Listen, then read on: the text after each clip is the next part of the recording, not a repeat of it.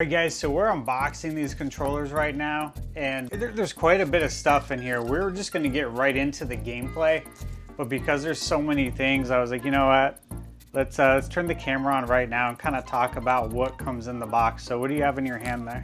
So we've got stickers. Okay, and those go on the plate, right? Yes, you can swap out the plates.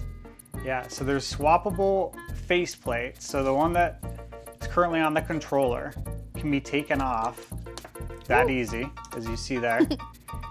And then, yeah, that's the circular D-pad. And then there's also a standard D-pad. And then is there a clear D-pad on there right now? No, there's no D-pad on there. It fell off. This one did. Okay, cool. So then you just put this one on there. It's easy. Does it snap in? Yeah. Okay. So it's like a digital click D-pad. And then, so that's the faceplate that it came with, right? Mm-hmm.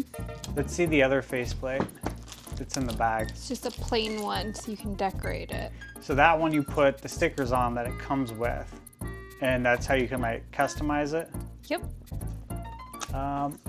Okay, cool. Hold the stickers up again. Let's show everybody the stickers. We've got planet ones. Here, hold it a little lower. There you go. And then let me zoom in there. Down a little bit. Okay, and then tilt it. There you go. So we've got planets, stars, the moon, some clouds. Looks like constellations. Okay. And then we've got a whale one. So it's got whales, jellyfish, and just cute little bubbles. That's cool. It looks like a whale of a time. All right, and then, so we saw the circular D-pad again. That was something I was gonna mention in the video, just mention it now to you guys. We're gonna test it out. There's a circular D-pad that it comes with standard, and then there's also a standard cross D-pad, which, you know, like I'm gonna try the circular, but obviously I grew up with the D-pad and I love D-pads, so I'm glad there's both options for me, for the old guys. But I'll try the circular one because, you know, hey, maybe it's gonna be really cool. So we'll test it out. And was there anything else in the box? Not that I saw. Is there any cables? Oh yes, there's a cable and the user manual. Okay, cool. So we got the USB-C cable there. The C, of course, goes into the switch to controller there. And the manual, okay, cool. All right, so there you go. We weren't gonna do an unboxing, but there's just too much cool stuff in there, and I wanna make sure you guys saw that, so there's a little unboxing for you. Hey Stash fam, Steve here, and today we're checking out two brand new controllers for the Nintendo Switch 2, and that is the EasySMX S10. And EasySMX was kind enough to send controllers for both Makayla and I to test out, since they know we both own a Switch 2, so I just like to say I appreciate that. And we've been putting these controllers through their paces side by side, and I've got a lot to share about how these stack up against the official Pro controller and other third-party options. Now, before we dive in, full disclosure, EasySMX provided these controllers for review, but this video is not sponsored, and you're getting my full, honest impressions. And as always, I'll be showing real gameplay and hands-on footage of both Makayla and I using these controllers, so you can see for yourself how it performs. Let's start with the basics, the way it feels. And the S10 is ergonomic, lightweight at 244 grams, and surprisingly comfortable for long sessions. The ABXY buttons use upgraded mechanical switches with silicone cushioning, so they feel snappy and consistent. If you're used to using a mechanical keyboard, possibly at work, you're gonna get a lot of that same feedback you get on a mechanical keyboard with these buttons. And me personally, I love mechanical keyboards, so these buttons feel great. The micro triggers are short and responsive, which really matters for action-heavy games where milliseconds truly count. And then there's the D-pad. EasySMX gives you two options. a circular one for quick rolls and combos, and a traditional cross D-pad, which I personally prefer for precise platforming and retro gaming. Swapping them is instant, and I can't overstate how nice it is to have the choice to have either the circular or the D-pad. This is where the S10 sets itself apart, so let's break down some of the terms you'll see on the spec sheet. First, it's the joysticks. These are TMR sticks, which stands for Tunnel Magnetoresistance. Now, in plain English, that means they use magnetic sensors to track your movements instead of parts grinding together. Think of it like replacing an old school light switch with a motion sensor. You get precision without wear and tear. Compared to Hall effect sticks, which are also magnetic, TMR is even more sensitive and more accurate, so you're getting a higher ceiling for precision and better long-term durability. And we all know how important that is with joysticks not lasting as long as we'd like. Next, let's talk about polling rate. The S10 runs at 1000 Hertz, which means the controller tells your Switch where the sticks and buttons are 1000 times per second. Think of it like refreshing your phone notifications. If you only check once a minute, you'll be late to respond. But if you're checking every single second, you'll never miss a thing. At 1000 Hertz, your input feels near instant, which makes a big difference in competitive games like Mario Kart World or Smash. And finally, the S10 uses ALPS linear motors for HD rumble. So instead of just buzzing like an old cell phone vibration, these motors layer the feedback so you can feel the difference between a light tap, a heavy crash, or the subtle tension of pulling a bowstring. It's like the difference between hitting a single toy drum versus sitting down at a full drum set. Suddenly, you feel all the range. Since this is designed for the Switch 2, you get all the modern features too, which I was very happy to see.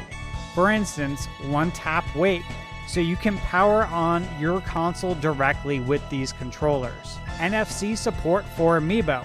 I tested this out with Donkey Kong Bonanza, and it worked perfectly fine. Motion controls for aiming or tilting. And again, I tested this out with the newly released Super Mario Galaxy 1 and 2 HD, and no problem whatsoever grabbing those star bits. There's also 2 programmable back buttons for custom shortcuts, just like you would get with the Switch 2 Pro controller, and a dedicated C button for in-game chat. So basically everything you'd expect from a premium controller. Now, this is where Makayla and I really put the S10 to the test. We wanted to see how it felt across different genres and generations. In Mario Kart World, the TMR sticks handled tight turns with precision. And of course, we all know how important it is to do power sliding in Mario Kart, and I gotta say, it felt really good. It is very responsive. You would not be at a disadvantage using this controller. I know I say this a lot, but it's not like you're handing your friend a Mad Catz or Pelican controller. These are really good controllers. Makayla tried out Hogwarts Legacy, and the ALPS Rumble really added weight to the spell casting and combat. And I was even sitting right next to her as she's playing, and I could hear the feedback on the controller, which is cool. So the motor is definitely powerful enough. In Fantasy Life, the quick micro triggers and back buttons made crafting and combat feel fluid. On the GameCube NSO, I tested out F-Zero GX, which again, this is a game I'm very familiar with. I grew up playing it on GameCube. I had it pre-ordered back in the day, so I'm super familiar with it. And I have played it with the GameCube NSO controller, which feels great. I gotta say, this controller feels just as good too. So again, works great for GameCube NSO. Of course, I had to try out Super Mario World on Super Nintendo to see, again, how the D-pad feels and even how the micro switch face buttons felt, and they all felt great. Even the joystick, though, felt really good playing Super Mario World. And it's funny, usually if given the option, I'm gonna always use a D-pad for Super Mario World, but you can even see in the gameplay footage, I keep going back and forth between the joystick and the D-pad.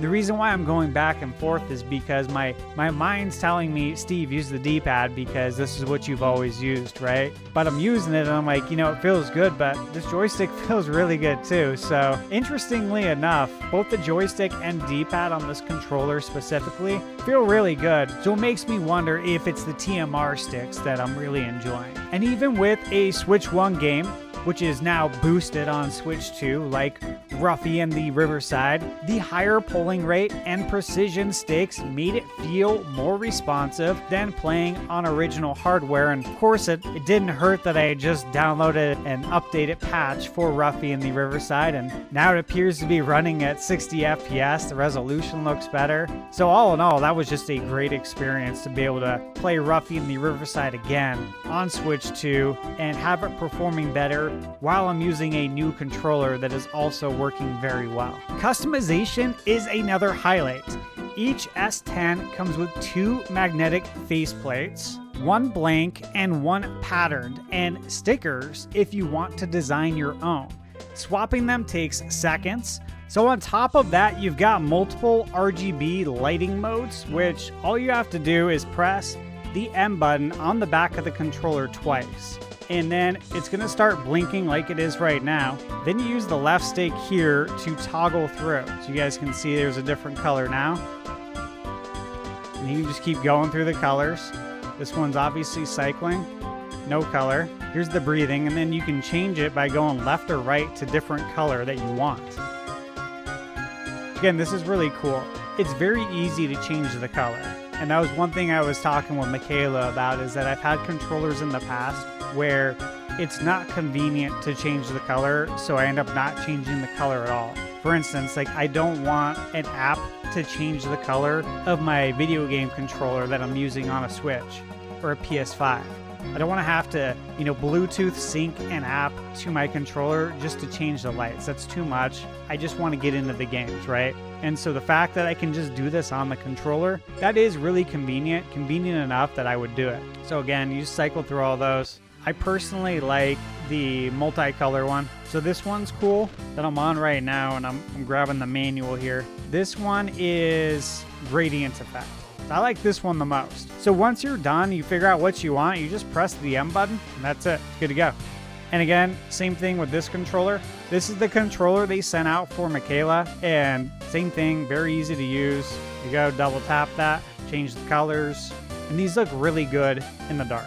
I will say that. And then again, once you find what you want, you press the M button once, and that's it. Very simple. So again, after showcasing those lighting modes, those are solid, gradient, breathing, dynamic, or off entirely if you don't want it on. Either way, it's a fun way to make the controller feel personal. The S10 comes with a 1200 milliamp battery for long sessions, plus USB-C for wired play, and it pairs quickly with Switch 2, Switch 1, PC, and even mobile devices, making it a versatile controller beyond just Nintendo. The EasySMX S10 retails for about $60, which is $30 less than the official Nintendo Switch 2 Pro controller, yet you are getting TMR sticks, ALPS rumble, a 1000 Hz polling rate, programmable back buttons, micro triggers, customization, and RGB lighting. That's a stacked list of features at a really fair price. For me, the real win here is that it doesn't just check boxes, it actually feels premium in the hands. Both Makayla and I came away impressed, and even just picking up the controller out of the box for the first time, I think you'll feel the same way. You'll feel the weight of it. It feels premium. So I will be using the S10 in future reviews. Now, if you're interested in picking one up, I'll have a link in the description and a pinned comment below, along with a discount code from EasySMX to save 20% on the controller. And it is a Amazon link, so if you like ordering through Amazon, or if you have Amazon Prime, you'll be able to save on shipping there too, which again is just another nice way to save. So that's the EasySMX S10, a surprisingly featured-packed, affordable option for Switch 2 gamers. Let me know in the comments below what you think. Would you go for the customization, or are you more excited about drift-free TMR sticks? As always, thank you guys for watching, and remember, You're never too old to play video games.